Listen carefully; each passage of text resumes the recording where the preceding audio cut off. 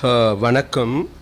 இன்று விசேடமாக இந்த ஊடகவியலாளர் சந்திப்பினை செய்வதற்கு தற்போது நாட்டில் தோற்றம் பெற்றிருக்கின்ற முக்கியமான நிகழ்வுகள் தொடர்பாக மக்களுக்கு அறிவிப்பதற்காகவே நாங்கள் இந்த ஊடகவியலாளர் சந்திப்பை ஏற்பாடு செய்தோம். அதன் அடிப்படையில் முதலாவதாக இன்றைக்கு எங்களுக்கு எல்லோருக்குமே தெரியும், எதிர்வரும் செப்டம்பர் 21 இந்த நாட்டின் ஜனாதிபதி தேர்தல் இடம்பெற இருக்கின்றது. அப்போ அந்த ஜனாதிபதி தேர்தலிலே நிச்சயமாக இம்முறை வெல்லப்போது தேசிய மக்கள் சக்தியின் ஜனாதிபதி வேட்பாளரான எங்களுடைய தலைவர் தோழர் அனுரகுமார் திசாநாயக்கவாகும். அப்போ அதன் அடிப்படையில் இன்றைக்கு நாங்கள் எங்களுடைய கட்டமைப்பு வேலைகள் அனைத்தையும் பூர்த்தி செய்து மிகவும் வெற்றிகரமான பிரச்சார நடவடிக்கைகளை முன்னெடுத்து வருகின்றோம். விசேடமாக இந்த நாட்டில் இருக்கின்ற சகல மக்கள் தரப்பினரையும் ஒன்றிணைத்திருக்கும். அது மாத்திரமல்ல, எதிர்வரும் 26 எங்களுடைய கொள்கை பிரகடனத்தை, அதாவது தேர்தல் விஞ்ஞாபனத்தை வெளியிடுவதற்கும் நாங்கள் தீர்மானித்திருக்கோம். அதற்கு முதல் இம்மாதம் 15 நாளை முதல் மக்களுக்கு வழங்குவதற்கான கொள்கை பிரகடன சாராம்ச விளக்க உரையொன்று 4 பக்கத்தை கொண்ட ஒரு பத்திரிகை மக்களுக்கு நாங்கள் பகிர்ந்தளிப்பதற்கு தீர்மானித்திருக்கோம். அப்போ அந்த கொள்கை பிரகடன விளக்க உரையை சாராம்சத்தை எடுத்துக்கொண்டு நாங்கள் நாடு தழுவிய ரீதியாக மக்களுக்கு பெற்றுக் கொடுப்பதற்கு, நாடு தழுவியாக வாழ்கின்ற மக்களிடம் செல்வதற்கு ஏதுவான நடவடிக்கைகள் அனைத்து விதமான ஏற்பாடுகளை நாங்கள் செய்திருக்கோம். அது மாத்திரமல்ல, இன்றைக்கு கொள்கை பிரகடனை விளக்க உரை எடுத்துக்கொண்டால் பல்வேறு தரப்பினரை சார்ந்த மக்கள் அல்லது பல்வேறு தரப்பினருக்கு உரிய கொள்கை பிரகடன விளக்க உரையும் கூட நாங்கள் இப்பொழுதுக்கு வெளியிட்டிருக்கோம்.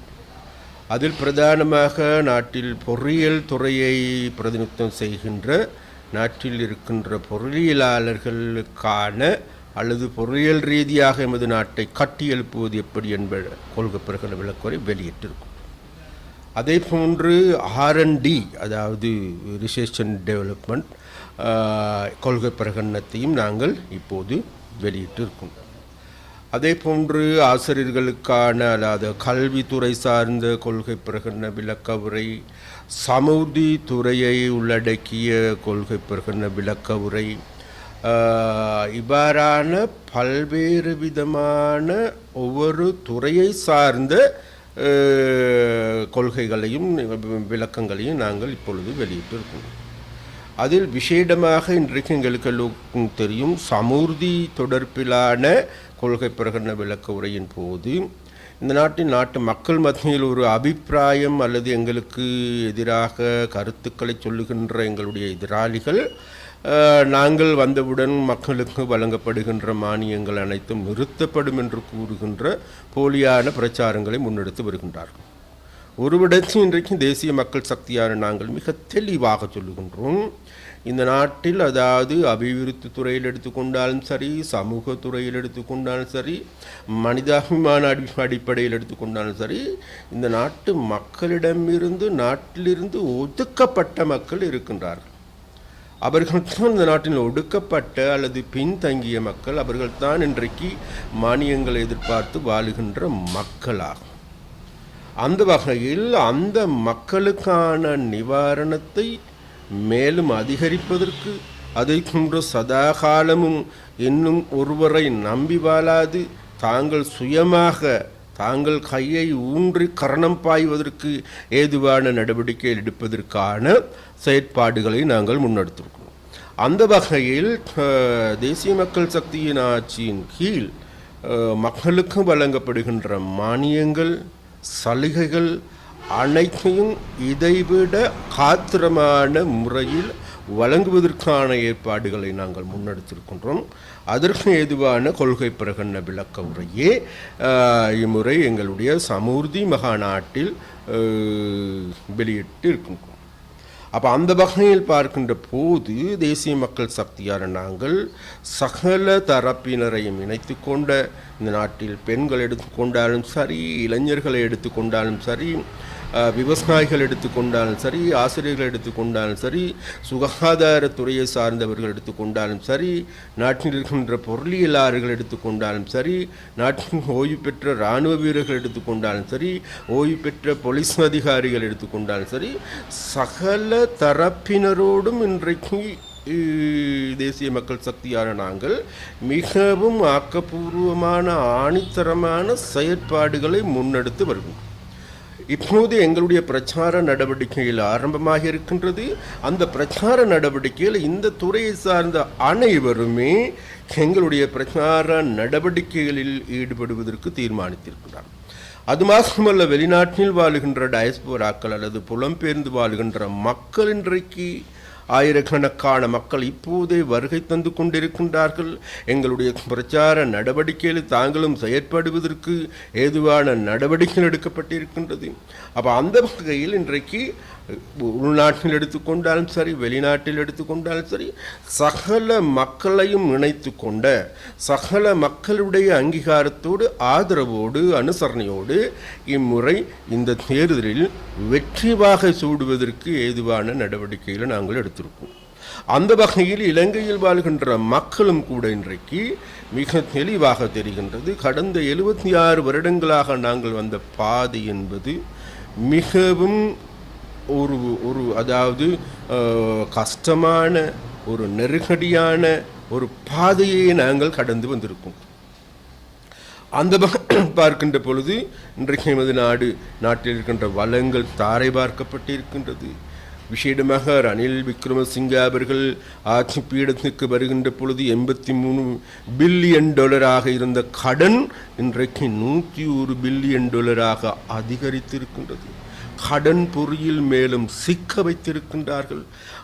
இவ்வாறான நிலைமையின் கீழ் இலங்கையில் வாழுகின்ற மக்கள் தொகையில் 25.2% மக்கள் ஒரு மாதத்திற்கு 17,730 ரூபாய் வருமானத்தை பெறுகின்ற மக்களாக இருக்கின்றார்கள்.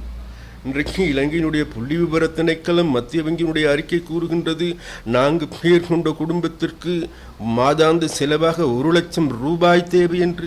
ஏனென்றால் சகல பொருட்களுடைய விலைகள் அதிகரிப்பு, மக்களுடைய வாழ்க்கை சுமை அதிகரித்திருக்கின்றது. இவ்வாறு அதிகரித்திருக்கின்ற போது இந்த நாட்டில் வாழ்கின்ற 25.2% மக்கள் இன்றைக்கும் 17,000 ரூபாவுக்கு குறைவான வருமானத்தை பெறுகின்ற மக்களாக இருக்கின்றனர். அதன் காரணமாக வறுமை நிலை அதிகரித்திருக்கின்றது.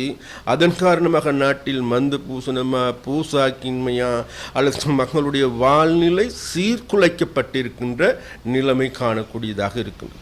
அதே போன்று மறுபுறத்தில் நாங்கள் பார்க்கின்ற பொழுது எங்களுடைய கலாச்சார விளிமியங்கள் அனைத்தும் சிதைக்கப்பட்டிருக்கின்றதையும் காணக்கூடியதாக இருக்கின்றது. நாளுக்கு நாள் இன்றைக்கு போதைப் பொருள் அதிகரிப்பு, போதைப் பொருள் விற்பனை அதிகரிப்பு, பட்டப்பகலில் கொள்ளை, காட்டுமிராண்டித்தனமான நடவடிக்கை, பாதாள உலக கோஷ்டியினுடைய செயற்பாடுகள், வாழ்க்கட்டு கும்பலின் செயற்பாடுகளில் அவர்களுடைய அராஜகம் தலை விரித்தாடுகின்ற நிலைமை இன்றைக்கும் காணக்கூடியதற்கு. அதனால் இலங்கையில் வாழ்கின்ற மக்களும் கூட இன்றைக்கு கடந்த 76 வருடங்களாக நாங்கள் பயணம் என்று வந்திருக்கின்றோம். 76 வருடங்களாக நாங்கள் இந்த நாட்டை ஆட்சி அதிகாரத்தை பெற்றுக் கொடுத்தது வேறு யாருமில்லை, இந்த 2 கும்பல்களுக்கு நாங்கள் பெற்றுக் கொடுத்திருக்கின்றோம். அந்த 2 கும்பல்களும் சேர்ந்து இன்றைக்கு ஒரே குட்டையில் ஊறிய மட்டைகள் ஆட்டம் இன்றைக்கு எம்மை அதகால பாதாளத்தில் தள்ளி இருக்கின்றார்கள். அதனால் இந்த சாபக்கேட்டுக்கு முற்றுப்புள்ளி வைத்து புதிய சகாப்தத்தை, புது யுகத்தை, இலங்கைக்கான மறுமலர்ச்சியை ஏற்படுத்த வேண்டுமென மக்கள் இன்றைக்கு திடச்சங்கற்பம் பூண்டிருக்கின்றார்கள். அந்த வகையில் இம்முறை தேர்தல் என்பது மிகவும் தீர்மானகரமான தேர்தலாகும். இதனால் வரைக்கும் இந்த நாட்டில் இருக்கின்ற ஆட்சியாளர்கள் என்பது மேற்குடியை சார்ந்தவர்கள், இந்த நாட்டை கொள்ளையடித்தவர்கள், லஞ்ச ஊழல் மோசடியில் ஈடுபட்டவர்கள், எமது நாட்டை சீரழித்தவர்களே இந்த நாட்டினுடைய அரசு தலைவர்களாகவும் அரசாங்கங்களையும் அமைத்திருக்கின்றார்கள். அந்த வகையில் இப்போது மக்களுக்கு தேவைப்படுகின்றது 76 வருடங்களுக்கு பிறகு எதிர்வரும் 21ஆம் திகதி மக்களுடைய ஆட்சி மலர்வதற்கான சகல விதமான சூழல்களும் இன்றைக்கு வெற்றிகரமாக நிறைவேற்றப்பட்டு வருகின்றது. அதனால் இன்றைக்கு புதியுகம் பிறக்கப் போகின்றது. அந்த புதியுகத்தை நிர்மாணிப்பவர்கள் தேசிய மக்கள் சக்தியாகும். அந்த வகையில் தேசிய மக்கள் சக்தியான நாங்கள் இம்முறை தேர்தலிலேயே வெற்றி வாகை சூடுகின்ற ஒரு அமைப்பாக, இந்த நாட்டின் லஞ்ச ஊழல் மோசடிக்கு எதிரான அமைப்பாக, இந்த நாட்டின் லஞ்ச ஊழல் மோசடியில் ஈடுபட்ட திருட்டு கும்பல் இல்லாத ஒரே ஒரு அமைப்பாக, அதே போன்று மக்களுடைய பிரச்சனைகளை பிரதிநிதித்துவம் செய்கின்ற, மக்களுடைய பிரச்சனைகளை தீர்ப்பதற்கு ஏதுவான கொள்கை விளக்கங்களுடன் வருகின்ற ஒரு கட்சியாகும், அமைப்பாகும். அதனால் அந்த அமைப்போடு மக்கள் அனைவரும் அணிதிரளும்படி மிக மிக வினயமாக முதலில் நாங்கள் மக்களிடம் கேட்டுக்கொள்வோம்.